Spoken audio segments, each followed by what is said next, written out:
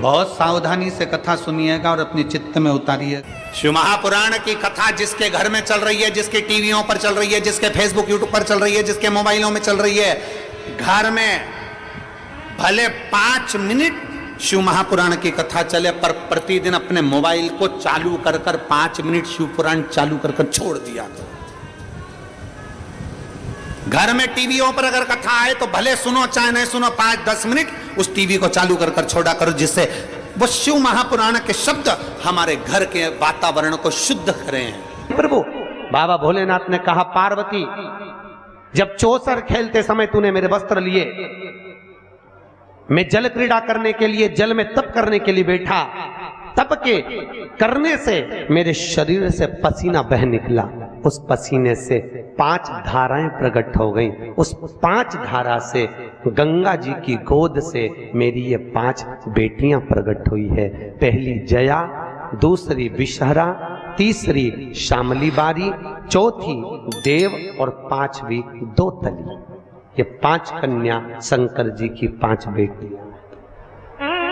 उसी समय पर माता पार्वती ने गंगा जी के जल को हाथ में लेकर कहा, गंगा तू मेरी बहन है, मेरे गर्भ से तो संतान नहीं हुई, पर तूने मेरे बच्चों को पाला पोसा बड़ा किया, इसलिए तेरे घाट पर आने वाला व्यक्ति शंकर जी के साथ तेरा स्मरण करेगा और जो हर हर गंगे बोलेगा, गंगा उसको तेरे स्नान का पुण्य घर बैठे मिल जाएगा। हर हर गंगे बोलो जम के। केवल गंगा के साथ उसी दिन से हर हर शब्द जुड़ गया और जिंदगी हो गई आपकी बोलते बोलते। आपको अभी तक नहीं मालूम होगा कि हर हर गंगे क्यों बोलते। जीवन हो गया भैया। शिव महापुराण में एक एक संवाद है। चावल क्यों लगाना चाहिए, शिव जी को कंकु क्यों नहीं लगाया जाता, शंकर को कुंकू नहीं लगता, रोली नहीं लगती, क्योंकि भगवान शंकर जब एक बार बैठे थे तो एक भगत ने शिव जी का कुंकू अभिषेक कर दिया था। कुंकू अभिषेक करा, इतने में माता जगत जननी जगदम्बा उसी समय पर आ गई। पार्वती ने शंकर जी के ऊपर से रक्त की धार जब बहते हुए नीचे आई, भोलेनाथ जी के शरीर से रक्त बहता देखकर माता पार्वती को क्रोध आ गया। पार्वती ने उसी समय पर श्राप देना चाहा। शिव जी ने कहा, पार्वती उसने कुंकू अभिषेक करा है और तू श्राप दे रही है। पार्वती ने कहा, मैं जान नहीं पाई, पर भोलेनाथ आपसे वचन देती हूं कि आज के बाद आपके शरीर पर यह रक्त ना देखूं। इसलिए आज तक शंकर जी के शिवलिंग पर कभी कंकु नहीं चढ़ाया जाता, कुंकू नहीं चढ़ता। शिव जी को चंदन चढ़ेगा, हल्दी चढ़ेगी, अष्टगंध चढ़ेगा, गुलाल चढ़ेगी, अबीर चढ़ेगा, पर कुंकू नहीं चढ़ेगा। शंकर को कुंकू नहीं। जैसे अधिक मास के महीने में, अब ये जो अधिक मास आ रहा है ना, आपके लिए तो लाभदायक है, समझ लो ये कथा। अधिक मास के महीने में जैसे पहले दिन का अधिक मास होता है, ऐसे 5वां दिन का जो अधिक मास होता है, पंचमी तिथि का, पंचमी तिथि का अधिक मास, शास्त्र कहता है कि जिसके घर में संपदा की कमी हो, पैसा आ ही नहीं रहा हो, शब्द उलझ गया हो, बहुत टेंशन चल रहा हो, 3 साल में एक बार अधिक मास आता है। अधिक मास की पंचमी तिथि के दिन गन्ने का रस, गन्ने का रस जानते हो, ईख का रस, गन्ने का रस तुलसी जी के क्यारे में हाथ में लेकर 7 बार अपना नाम और गोत्र बोलकर छोड़ दो। जिंदगी में 3 साल में तो करोड़पति बनकर बैठ जाओगे, कभी लक्ष्मी की कमी नहीं आ सकती। अगला अधिक मास आएगा तो तुम तैयारी में बैठे रहोगे कि फिर पंचमी तिथि आए, फिर मैं गन्ने का रस डाल। केवल अधिक मास में होता है, अधिक मास के सिवा नहीं कर सकते, केवल अधिक मास,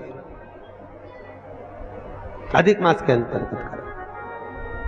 और आपको तो मौका मिल रहा है, ज्येष्ठ का अधिक मास है इस साल, बड़े प्रेम से आनंद में। और हम तो निमंत्रण दे रहे हैं आपको कि अधिक मास में मुंबई में महेश्वरी समाज द्वारा विष्णु महापुराण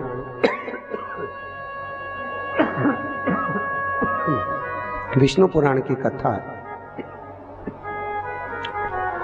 और आप सब भी विष्णु महापुराण की कथा में पश्चिम मुंबई महेश्वरी भवन श्रवण करने पधार। विष्णु महापुराण। अधिक मास का महीना भगवान शिव के स्मरण का माह, ठाकुर जी के भजन का महीना, भगवान नारायण के लाड़ लड़ाने का महीना। खूब प्रेम से भजन करो, जितना भजन कर सकते हो उतना, और काउंट कर कर नहीं कि कितना भजन करा है। कई लोग हाथ में वो बटन दबाते रहते हैं, राम राम राम राम, काउंट नहीं करना है। कर लो जितना कर सकते हो, अधिक मास के महीने में जितना पुण्य कमा सकते हो कमाओ। भजन चित्त धरी। आज शिव महापुराण की कथा कहती है, माता पार्वती के सम्मुख में पांचों कन्याओं को देखकर गंगा जी के सम्मुख में जब बात प्रसिद्ध करी, तब माता पार्वती से शिव जी ने कहा, ये मेरी 5 बेटियां हैं। पार्वती जी ने पांचों को गले से लगाया। भगवान भोलेनाथ बोले, पार्वती, ये जल की तरंगों में प्रवाहित होने के कारण इनका शरीर सर्प की आकृति में रहेगा। सर्प की आकृति।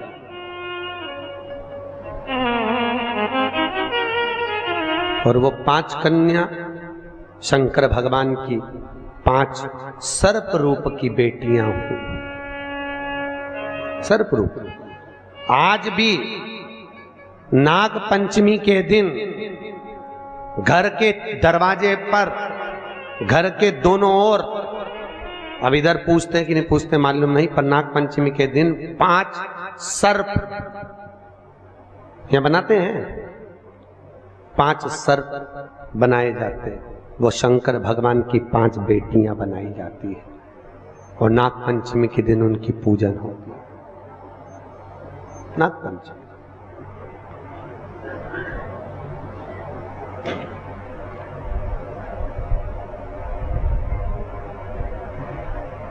भगवान शिव की आराधना का केंद्र बिंदु है। भगवान शिव का सुखमूल स्थापित करने वाली है।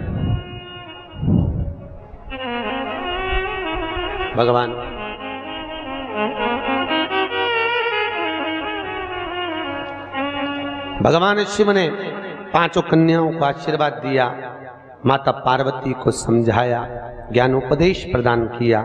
समय आया और आज भगवान शिव विराजमान थे और भगवान शंकर के नयन बंद करने पर शिव जी के नयन से बंद करते ही एक अश्रु निकला। उस आंसू से अंधकासुर का जन्म हो गया। और जैसे ही अंधकासुर जन्मा, माता पार्वती ने उस बालक को गोदी में ले लिया। पार्वती ने जैसी गोदी में लिया, ये मेरा पुत्र है। भगवान शिव बोले, पार्वती इसको उठाकर समुद्र में फेंक दे। पार्वती जी ने समुद्र में बालक को नहीं फेंका। महाराज, मैं इसको फेंकूंगी नहीं, आपके शरीर से प्रकट हुआ है, ये आपका पुत्र है।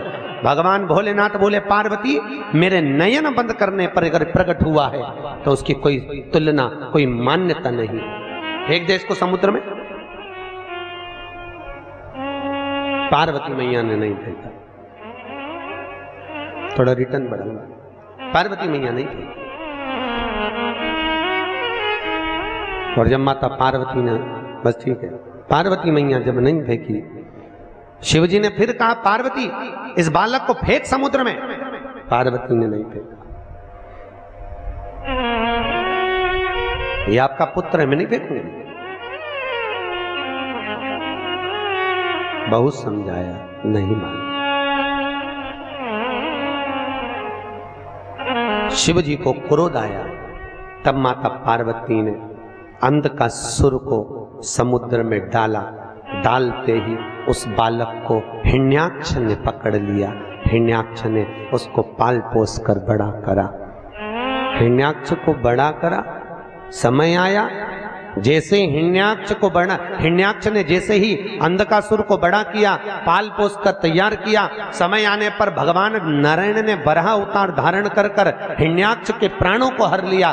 पृथ्वी को लाकर जल के ऊपर ठहरा दिया। तब उस अंधकासुर को क्रोध आया और अंधकासुर ने ब्रह्मा जी का तप कर कर वर प्राप्त करा। ब्रह्मा जी से मांगा, ब्रह्मदेव मैं वैसे तो वीर हूं पर मुझे वर देना है तो वर दीजिए, ऐसा वर दो। अंधकासुर को मालूम था कि मैं अपनी मां के गर्भ से पैदा ही नहीं हुआ। तो अंधकासुर ने मांगा, जिस दिन मैं अपनी मां को गलत दृष्टि से देख लूं, जिसने मुझे अपनी गोद में खिलाया हो उसको अगर गलत दृष्टि से देखूं तो मेरे प्राण छूट जाए। क्योंकि अंधकासुर को तो ये मालूम था कि मेरे कोई मां है, और उसको कौन बताए कि तू पार्वती की गोद में खेला है। पार्वती की गोद, जिस दिन मैं अपनी मां को अगर गलत दृष्टि से देखूं उसी दिन मेरे प्राण छूटे, बस उस दिन मेरा अंतिम समय हो। ब्रह्मा जी ने कहा तथास्तु। और अंधकासुर बड़ा हो गया, आनंद सुख स्थापित हो गया, चारों तरफ सत्ता ही सत्ता अंधकासुर की हो गई, किसी को पृथ्वी पर रहने ही नहीं देता, सब घबरा गए। तब अंधकासुर ने अपने दूतों को बुलाकर कहा, जाओ सबसे सुंदर जो नारी हो, सबसे सुंदर जो कन्या हो, उससे मैं विवाह करूंगा, मेरे लिए लाओ। इतने में एक दूत बोला, जो सबसे सुंदर थी, जो सबसे अति रमणीय थी, उसने तो शंकर जी को पति बना लिया। अरे तो क्या हुआ, शिव को पति बनाया है, उसको मैं अपनी पत्नी बनाऊंगा। कहां रहती है? कैलाश पर। और बताओ, मां के लिए गलत दृष्टि रखकर अंधकासुर चला कैलाश पर, और आज माता पार्वती उसी समय पर सुंदर भगवान शिव के लिए आनंदमय सुंदर भांग को घोट रही। क्यों घोट रही? कई लोग कहते हैं शंकर जी को भांग प्रिय है। कौन सी पुराण में लिखा है कि शिव जी को भांग प्रिय है? कहीं लिखा? अरे बोलो तो। पूरी शिव महापुराण में, भागवत पुराण, नर्मदा पुराण, गर्ग संहिता आदि आदि के जितने शास्त्र, जितने प्रमाण देने वाले पुराण हैं, कहीं नहीं लिखा कि शंकर जी को भांग प्रिय है। शिव को भांग प्रिय नहीं है भैया। वो तो शंकर जब आपको मालूम है ना, मंथन में जब विष निकला था, विष शिव जी ने पिया था, उसकी बूंदें नीचे गिर गई थी, उससे भांग धतूरा उत्पन्न हो गया था। शंकर जी के पास में भांग रखी है, पी नहीं रहे। क्यों? शंकर जी के पास में जब भांग रहती है, चारों तरफ से जब हवा आती है, तो शिव जी ने जो जहर पिया है उससे कंठ नीला पड़ गया है। वो भांग की हवा से शंकर जी के गले को ठंडाई मिलती है। शंकर जी भांग पीते नहीं है, पर दुनिया के लोगों ने तो शंकर जी को बदनाम कर दिया। शिव जी की प्रिय, तो शिवरात्रि पे लोग घोट घोट के शंकर जी को भी भोग लगा दे और खुद भी पी जा ले। शिव जी की प्रिय, खूब घोटो।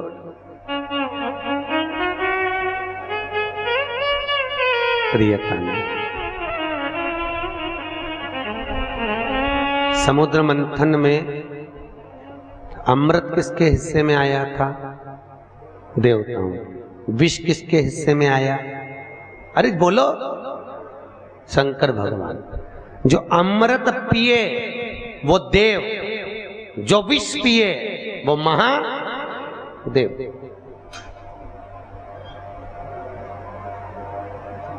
ताजी रोटी किसकी किस्मत में होती है? घर की बहू बेटियों के। ठंडी रोटी किसकी किस्मत में होती है? घर की डोकरी के, घर की वृद्ध की। क्यों? मां भले रसोई घर में नहीं जाती, पर रसोई घर में प्रत्येक सांस, आप भी सांस होगी, प्रत्येक सांस घर में बहू जब भोजन बनाती है तो एक बार सांस घर में राउंड लगा कर आती है, चौके में देख कर आती है डब्बे में रोटी कितनी बची है, डब्बे में रोटी कितनी बची है।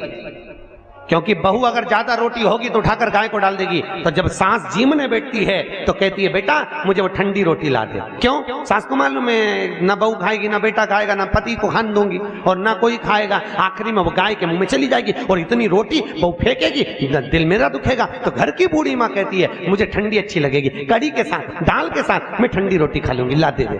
और बहू ने ठंडी रोटी लाके मम्मी को दे दी, माँ ने खा ली। उसी तरह क्या शंकर भगवान को अमृत प्रिय नहीं था? अरे बोलो तो था ना प्रिय। अगर देवताओं को अमृत अच्छा लग रहा है तो भोलेनाथ जी को भी अमृत अच्छा लग रहा है। पर शंकर भगवान ने सोचा अगर मैं अमृत पीऊंगा तो विष कौन पिएगा, इसलिए एक काम करता हूं, तुम सब गर्म रोटी खाओ, मैं ठंडी खा लेता हूं। इसी को कहते हैं महादेव। और मेरे भारत की भूमि की जो वृद्ध माताएं हैं, भारत के भूमि की जो बूढ़ी बूढ़ी माँ हैं, ये भी महादेव से कम नहीं है, जो रोज घर में विष को धारण कर रही है, रोज घर में कुछ ना कुछ घूट पी रही है। घूट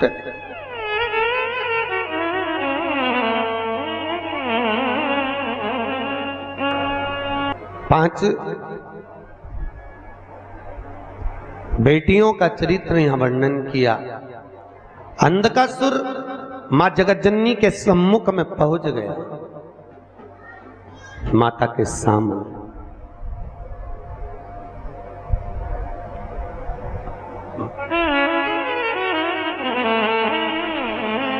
सभी देवियों में सर्व सुंदर अगर कोई देवी है, सर्व सुंदर, तो कौन? मां जगतजननी जगदम्बा।